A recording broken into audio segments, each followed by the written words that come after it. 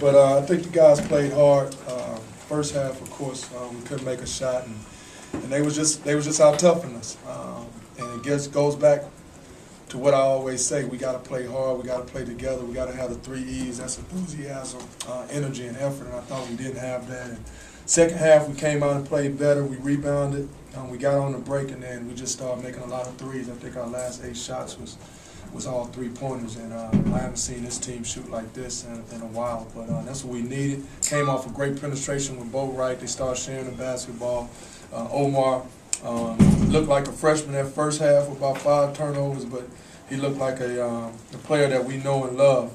Came out the second half, and Niels Giffey was my MVP, and he's been my MVP this whole year. Not just playing time, it's just doing all the things that epitomizes UConn basketball, coming in, being an academic, doing his things academically, coming in, playing great basketball in practice, and he got rewarded tonight. I think that was his career high in rebounds, his career high in points, and I'm so happy for him.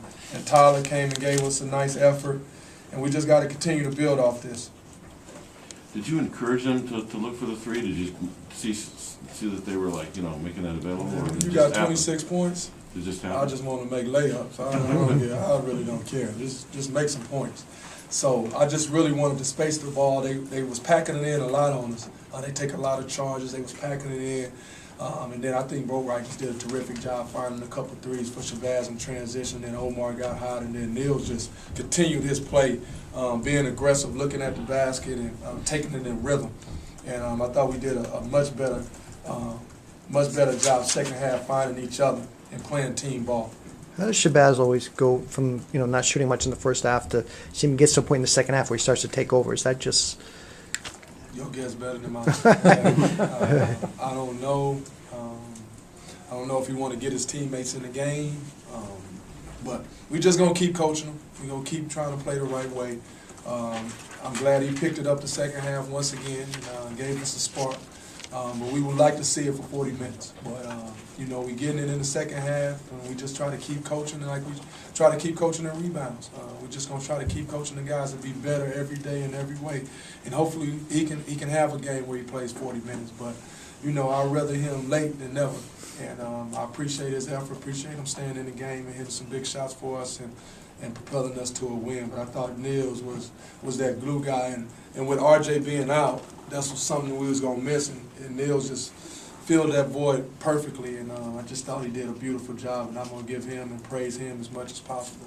So make sure y'all write that in y'all articles about Niels, okay?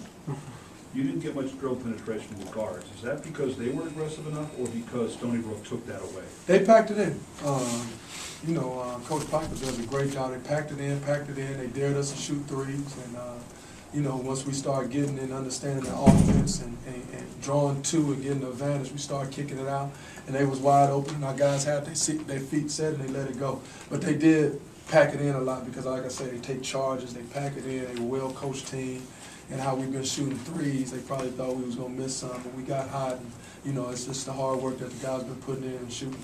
Kevin, your team missed, I think, 11 of the first 12 shots. Was that the layoff? Was it Stony Brook? What was the...